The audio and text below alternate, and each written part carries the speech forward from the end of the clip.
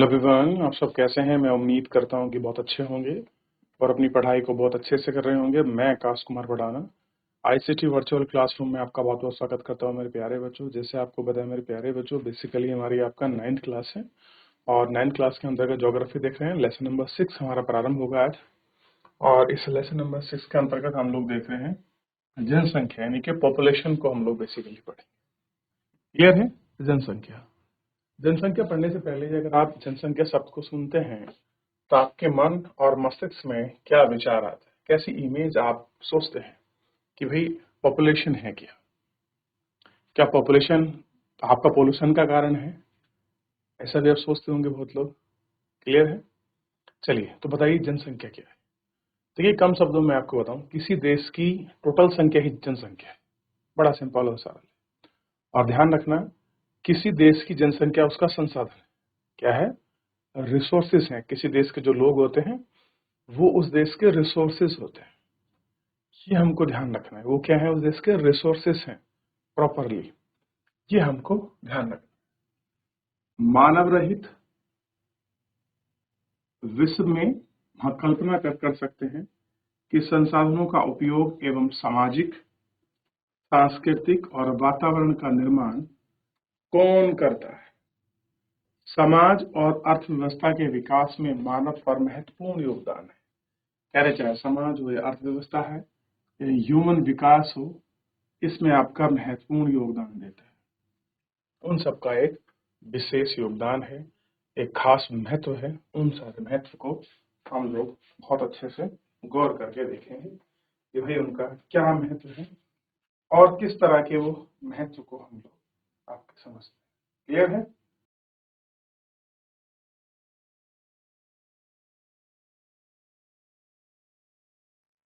आगे थोड़ा बढ़िए। मानव संसाधन का, यानी कि जो जो आपका ह्यूमन रिसोर्सेस है, मानव संसाधन का निर्माण और उपयोग करके ही स्वयं भी विभिन्न प्रकार के गुणों और संसाधनों के।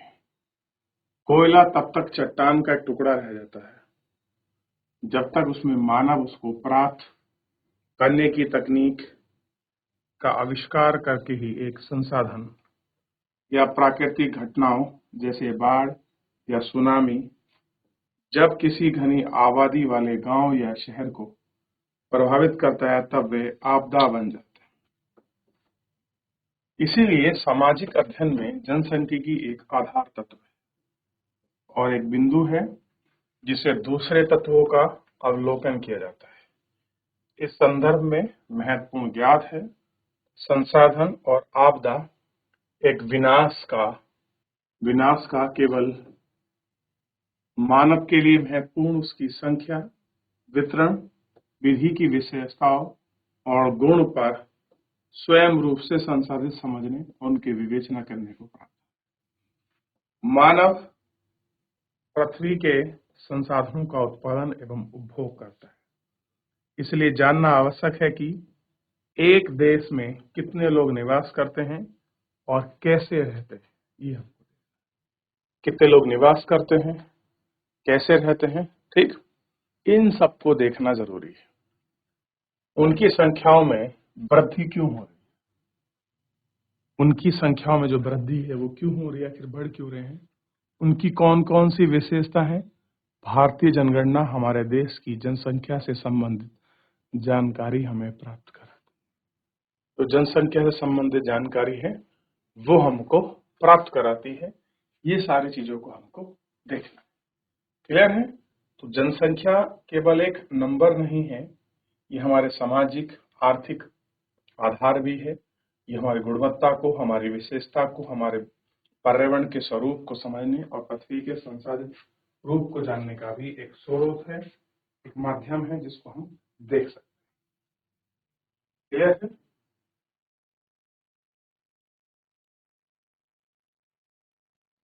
जनसंख्या का आकार और वितरण। भारत की जनसंख्या का आकार और संख्या के आधार पर वितरण। मार्च 2011 तक भारत की जनसंख्या 12,01,06 थी, जो कुल जनसंख्या का लगभग, कह रहे हैं कि जनसंख्या का आकार और वितरण, भारत की जनसंख्या आकार संख्या के आधार पर वितरण था। इसमें अगर आप वितरण को देखेंगे तो मार्च 2011 में भारत की जनसंख्या आपको दिखाई गई है। जो विश्व की यानी कि टोटल जो वर्ल्ड है उसकी वर्ल्ड पॉपुलेशन का कुल विश्व का 17.5 यानी कि 17.5% लगभग हमारी पॉपुलेशन थी, पूरे विश्व की पॉपुलेशन। मान लीजिए विश्व की 100 पॉपुलेशन है, उसमें से 17.5 यानी 18% केवल हम ही हैं, यानी कि 121 करोड़ लोग भारत के थे 2011 की जनगणना। अब 2025-26 की जनगणना में क्लियर होगा। और भारत का 32.8 लाख वर्ग किलोमीटर का इसका एरिया है, ये इसका क्षेत्रफल है, जो विश्व भूभाग का 2.4% है।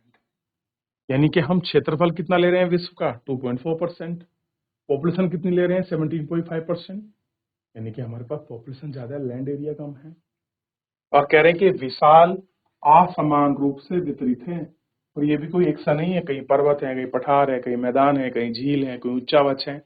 हर तरीके का भारत में वो लैंडस्केप जो है देखने को मिलता है। 2011 की जनगणना अनुसार देश की अधिकतम जनसंख्या वाला राज्य उत्तर प्रदेश है, जहां कुल आबादी का कितने लाख है। उत्तर प्रदेश की जनसंख्या 16% हिस्सा है। दूसरी ओर हिमालय क्षेत्र में सिक्किम की आबादी है केवल 6% है, लक्षद्वीप में इतना है, और यहाँ पर हजारों लोग आपका निवास करते हैं। क्लियर है? इन सब चीजों को भी इसमें देखा जाए। क्लियर है?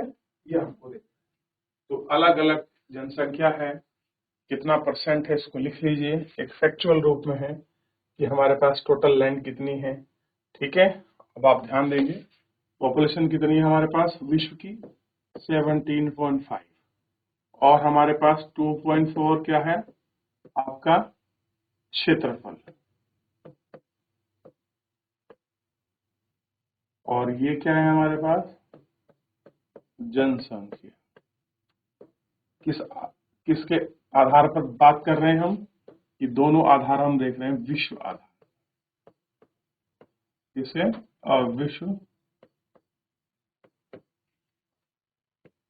आधार पर, हम इनको विश्व आधार पर। क्लियर है? अब आप सोच कर देखिए, और ये जो डाटा है ये किसके अनुसार है, जो हमारी 2011 की जो आपकी क्या है जनगणना, उसके बेसिस पर ही हम लोग लिखिए फटाफट, फिर आगे बढ़ेंगे।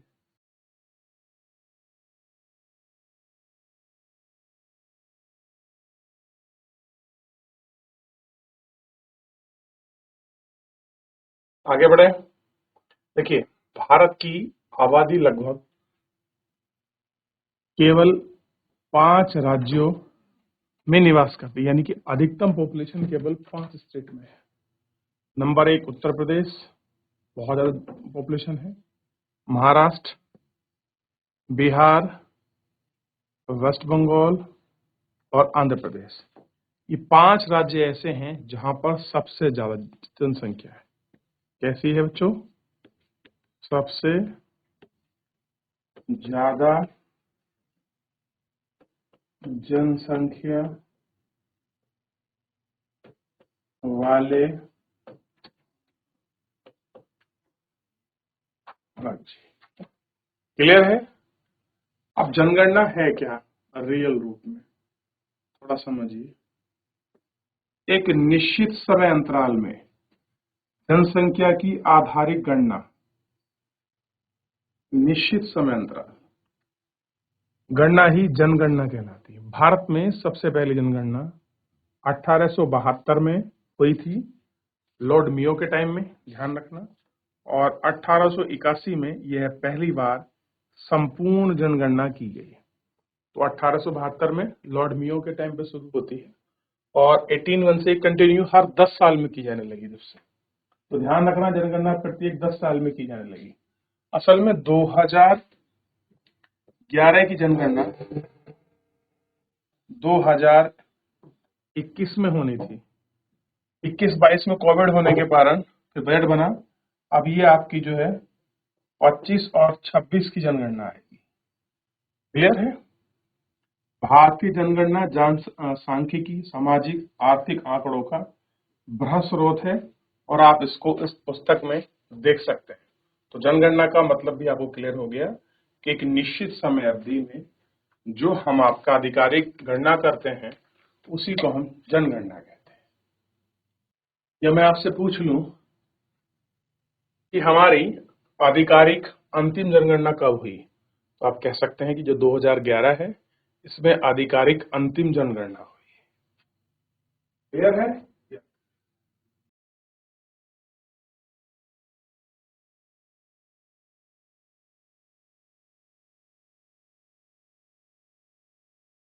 हो गया।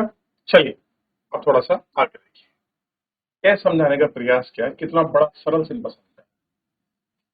जनसंख्या है, अब ये पूरा जो एक केक नुमा पीस है, ये पार्ट है, ये पूरा कैसा, ये विश्व है, और उस विश्व के पार्ट में से एक केक का हिस्सा कट कर लिया, 17.5 ये भारत की जनसंख्या निकली। शेष हिस्सा हमने यहाँ देख लिया आधार पर, इनको आधार पर। अब देखिए इस दृष्टि में राजस्थान सबसे बड़ा राज्य, यानी कि अगर आप क्षेत्रफल को देखोगे तो राजस्थान भारत का सबसे बड़ा राज्य। जिन बच्चों को नहीं पता है वो नोट करके लिख सकते हैं कि भारत का क्षेत्रफल के आधार पर सबसे बड़ा राज्य भारत का राजस्थान है। ध्यान लिखिए, भारत का सबसे बड़ा राज्य क्षेत्रफल के आधार पर, या क्षेत्रफल के आधार पर भारत का सबसे बड़ा राज्य कौन सा है? राजस्थान है। कौन सा है बेटा? राजस्थान। ठीक। और जनसंख्या के आधार पर अगर हम बात करें, किसके आधार पर?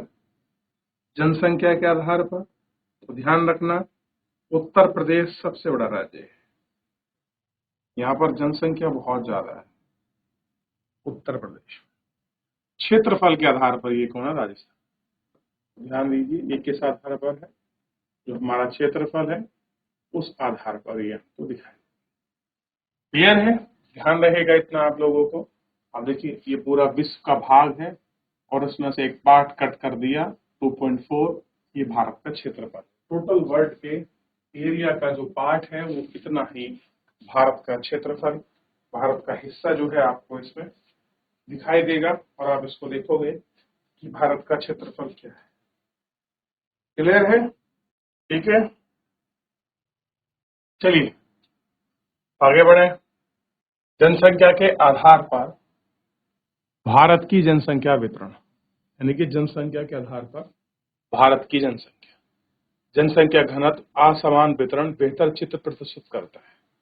प्रति इकाई क्षेत्रफल में रहने वाले लोगों की संख्या को ही घनत्व जनसंख्या, यानी कि प्रति इकाई क्षेत्रफल में रहने वाले लोगों की संख्या को ही जनसंख्या घनत्व कहा जाता है। तो अगर क्वेश्चन लिखना हो कि जनसंख्या घनत्व क्या है, तो आप इस परिभाषा को लिख सकते हैं, प्रति इकाई क्षेत्रफल में रहने वाले लोगों की संख्या को ही जनसंख्या घनत्व कहा जाता है। क्लियर है? ठीक। और भारत विश्व की घनी आबादी वाला एक देश है। हमारे यहाँ कम क्षेत्रफल में ज्यादा लोग निवास करते हैं, इसलिए आबादी, डेंसिटी, पॉपुलेशन हमारे यहाँ ज्यादा देखने को मिलती है। केवल बांग्लादेश, जापान की जनसंख्या घनत्व भारत से अधिक है। जापान और बांग्लादेश ये दो देश ऐसे हैं जिनका जनसंख्या घनत्व भारत से अधिक है, यानी कि कम क्षेत्र में ज्यादा लोग आपका निवास कर रहे हैं, इसी को कहते हैं जनसंख्या घनत्व। और एक दूसरी इमेज में यहां बना दूं तो आपको क्लियर होगा। तो जहां लोग ज्यादा निवास करते हैं वो कैसा है? जनसंख्या घनत्व। यहाँ का है कम। तो बांग्लादेश भारत का जनसंख्या घनत्व ज्ञात कीजिए। तो भारत का, अब आपके लिए क्वेश्चन है कि भारत का जनसंख्या घनत्व कितना है और जापान और बांग्लादेश का कितना है। अब हम बात कर रहे हैं 2011 के अनुसार भारत की जनसंख्या घनत्व 382 प्रति व्यक्ति वर्ग किलोमीटर, यानी कि 382 प्रत्येक है। एक वर्ग किलोमीटर में 382 लोग रहते हैं एवरेज।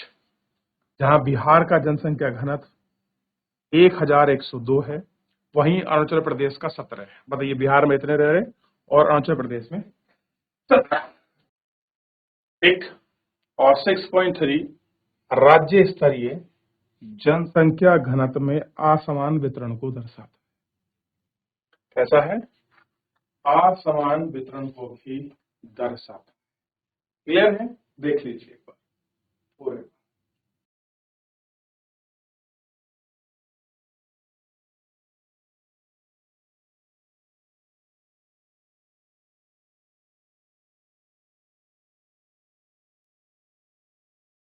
हो गया?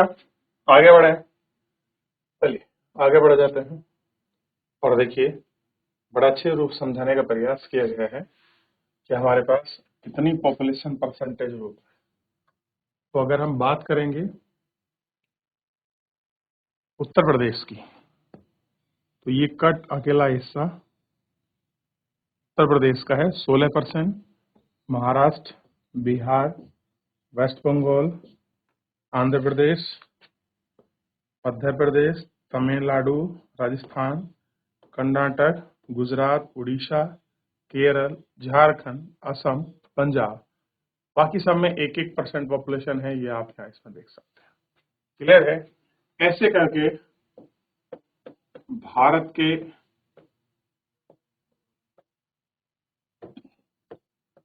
कुल स्टेट व यूटी को मिलाकर क्या हो जाएगा? 100% क्या होती है? जनसंख्या निकलती है। केवल राज्य ही थोड़ी है, यूटी भी तो है, केंद्र शासित प्रदेश भी तो भारत का ही हिस्सा है। जो केंद्र शासित प्रदेश है वो भी तो हिस्सा है। क्लियर है? उन सारे केंद्र शासित प्रदेशों को भी हम देखते हैं। समझ आए यहाँ तक? कोई डाउट, कोई क्वेरी? आगे बढ़े। भारत का जनसंख्या घनत्व अगर आप गौर करेंगे तो आपने अभी अभी भारत का जनसंख्या घनत्व देखा है। जनसंख्या घनत्व क्या था मेरे प्यारे बच्चों? जरा बताना एक बार। अभी अभी आपने देखा, देखा कि तो नहीं देखा था? 382 प्रति व्यक्ति। तो कितना था? 382 पर पर्सन। कितना है? 382 प्रति व्यक्ति। क्लियर है? ये किसका है? भारत का। अब देखिए जहां पर लाल है, दिल्ली का जनसंख्या घनत्व बहुत ज्यादा है, बिहार का भी जनसंख्या घनत्व बहुत ज्यादा है और वेस्ट बंगाल का भी बहुत ज्यादा है। यूपी का जहां ग्रीन है ना, ये समझ लीजिए अच्छा है, मतलब यहाँ जनसंख्या घनत्व कम है, यानी कि क्षेत्रफल ज्यादा है, लोग निवास करने वाले कम है, उसको वैसे ही दिखाया गया है। अब देखिए जहां रेड है यानी कि 1000 से अधिक लोग रह रहे हैं, थोड़ा सा वैसे बैंक टाइप इस टाइप में, किसी टाइप में, तो यहाँ से 750 से 1000 के बीच, येलो से तो 500 से 750, यहाँ 251 से लेके 500, यहाँ पर आपका 250 से कम। तो ये सारे क्षेत्रफल को दिखाया गया है प्रति व्यक्ति वर्ग किलोमीटर के हिसाब से, कलर के बेसिस पर ही आपका यहाँ क्लासिफिकेशन है। देखिए आप अपनी बुक में ये दौड़ाइए और यहाँ देखिए। अब केरल है, ये कौन से में आता है? अगर आप केरल को देखेंगे तो केरल में कितना होगा? 751 से लेकर जो है आपका 1000, इसके बीच का हिस्सा होगा। क्लियर होगा? ठीक है, ध्यान रहेगा। अब ऐसे ही आप और राज्य को देखिए, जहां ग्रीन है, ग्रीन मतलब आपका राजस्थान, मध्य प्रदेश, छत्तीसगढ़, अरुणाचल, नागालैंड, मणिपुर, मिजोरम, मेघालय, जम्मू कश्मीर, हिमाचल, उत्तराखंड, यहाँ पर कैसे है? 250 से कम। चलिए फिलहाल आज के लिए इतना ही, मिलेंगे नेक्स्ट लेक्चर में। धन्यवाद।